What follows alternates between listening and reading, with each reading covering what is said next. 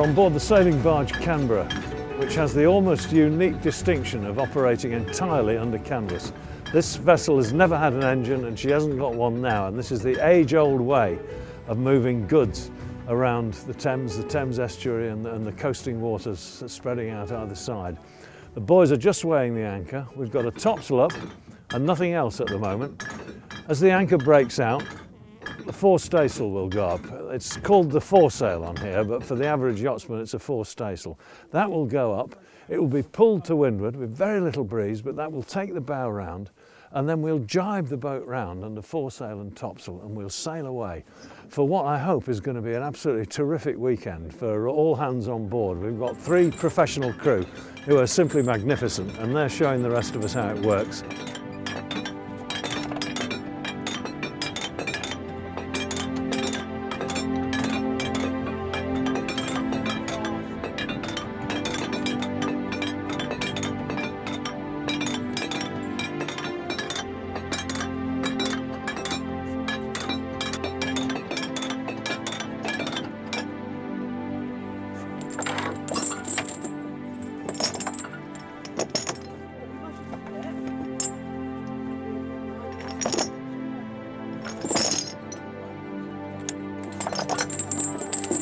Okay, yeah.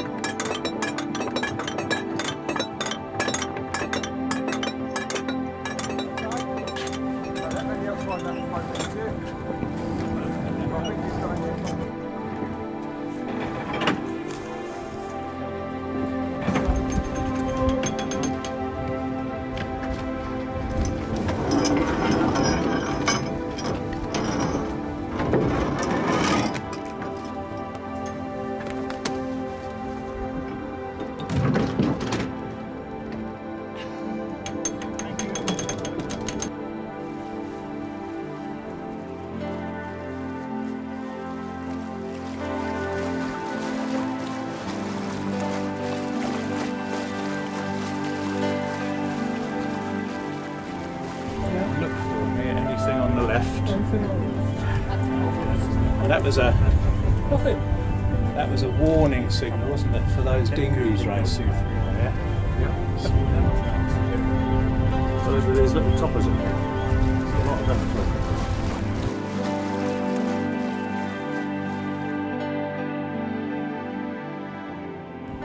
Well, we've just been getting underway here. Mystical experience, really. Great big barge, capable of carrying well over 100 tons of cargo, and just slip the mooring and she just slides away. The amazing thing is that all this gear, when you look up, it looks pretty huge, but actually it's so easy to handle. You can see that we've been doing it with half a dozen guys, but actually if you've got 2 or 3 skilled men, they can do this on their own very, very easily. It's quite remarkable. On a light day like this, they could just slip the mooring and sail away, the 3 of them. Normally a little dog running up and down the deck, you know, just to complete the picture. We're pointing surprisingly well. There's a lee board down on the port side to stop us going sideways. The barge draw is only 3 feet. That's quite unbelievable, really, for somebody like me who's used to probably 12 feet or more on a vessel like this. 3 feet, but the lee board, when it's right down, brings the draft down to 15 foot. And she'll pivot around that and do remarkable things that you wouldn't believe possible.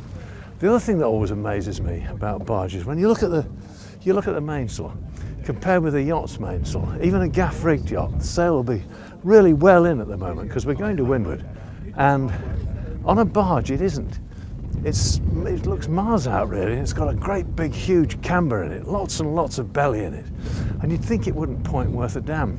And you know, it's a funny thing about vernacular vessels, they're so often like this. I remember back in the 1970s when I was in Brazil, there were still a lot of vessels, Severos they were called, working in cargo in those days, and the same thing happened. They had these great big sails that were very, very full, and I used to look at them and think, well, we'll eat the wind out of that with my smart little gaff cutter. Do you know, it didn't happen. They just used to flop, flop, flop away, and it was amazing what they did.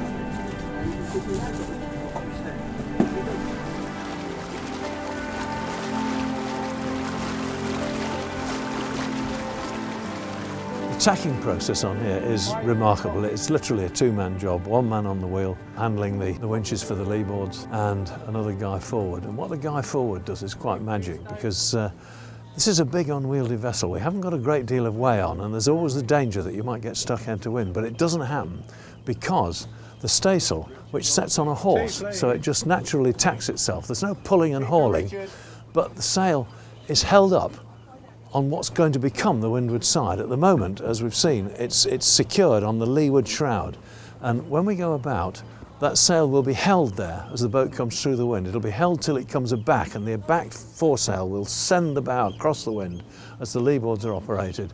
The main will come across in its own sweet time. Then the bowline is let go, foresail comes across, and away we go.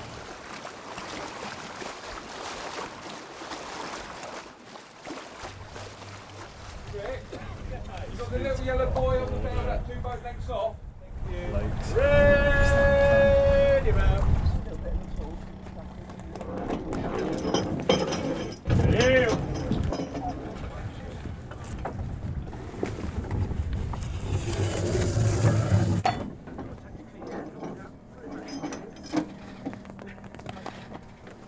Let go.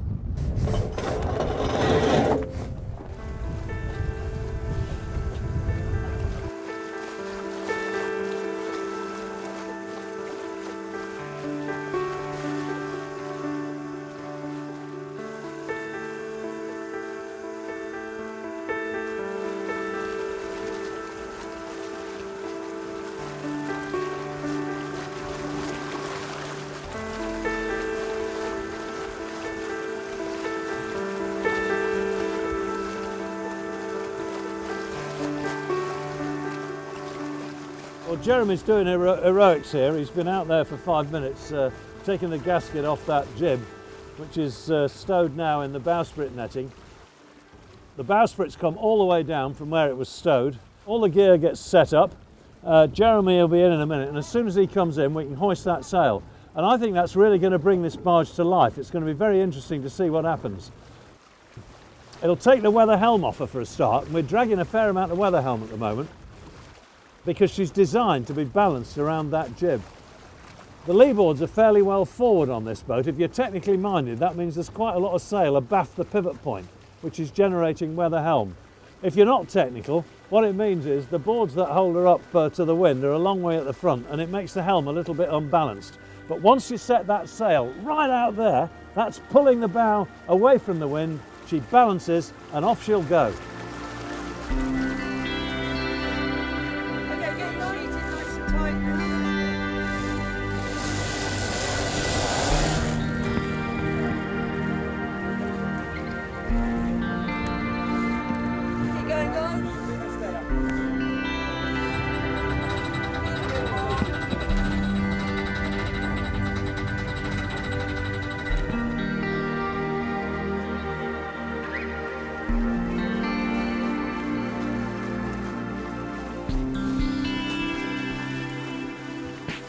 We've been using the vessel for what she could deliver to us.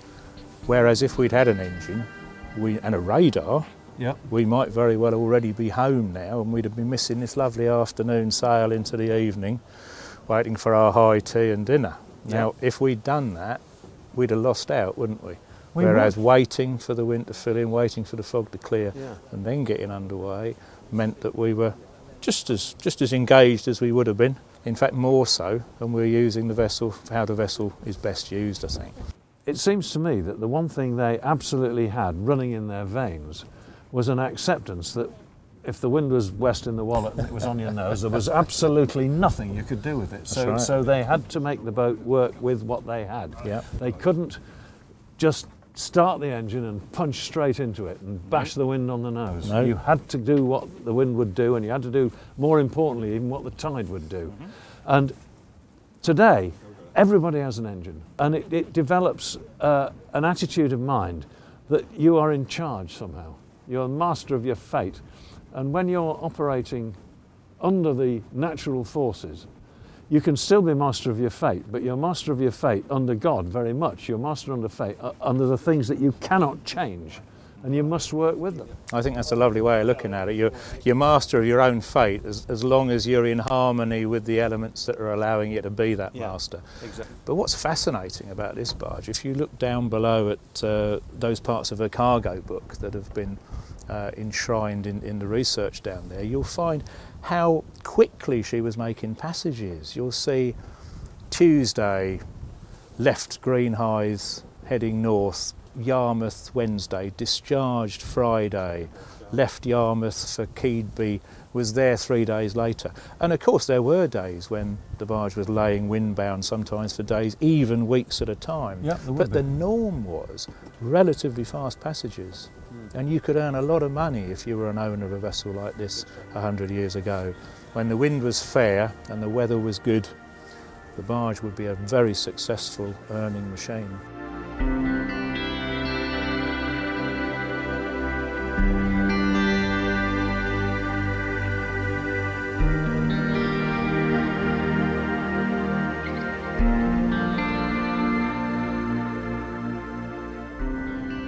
So we're just going through a tack at the moment, and we're coming up to the wind. It's a slow process. It's absolutely not like tacking in a modern yacht. Just slowly, slowly, slowly come through the wind. We're almost head to wind. The boys are holding the stay foresail back. I'm taking up the slack on the jib sheet here. There's no purchase on this jib sheet. There's no, hold it, not too quick, let go, yeah. Just wait till it comes across and then we hit it, yeah. Are you on? Got it. Right, okay, and now in a minute, yeah, the foresail's going to come across and I'm going to duck. There he goes.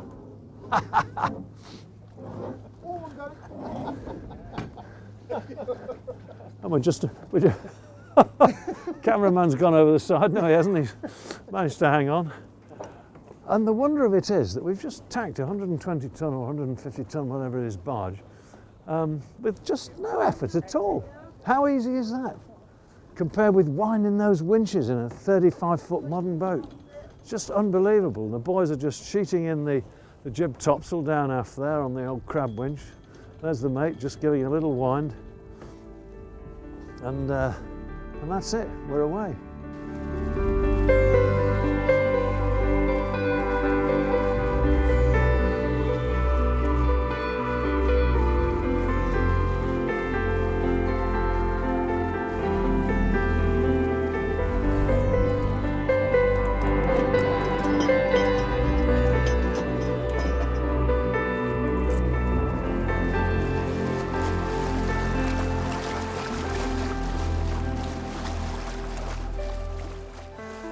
I'm holding her up to the red for as long as I can.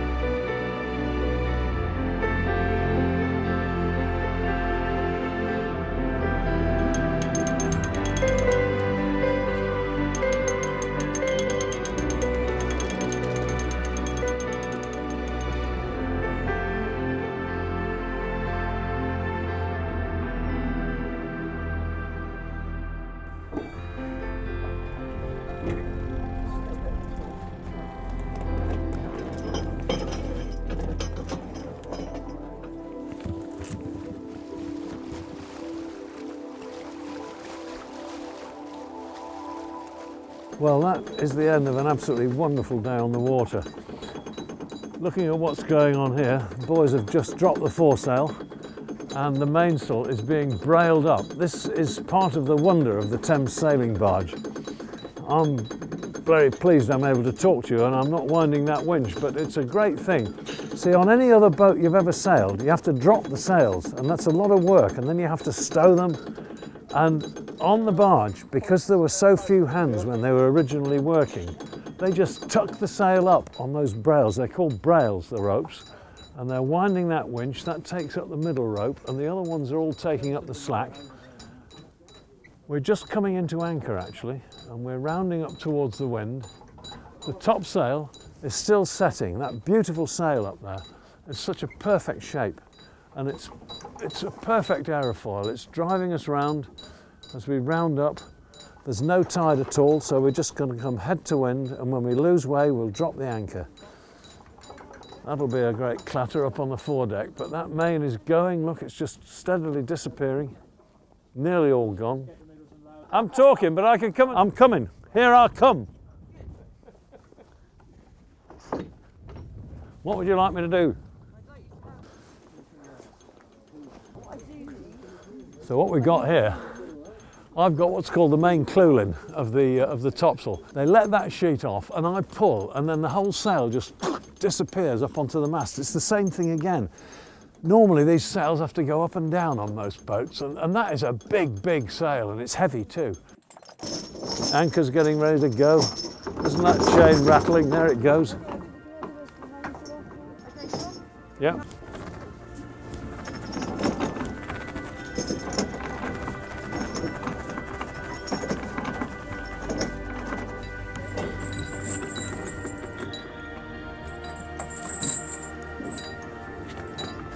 What a beautiful evening.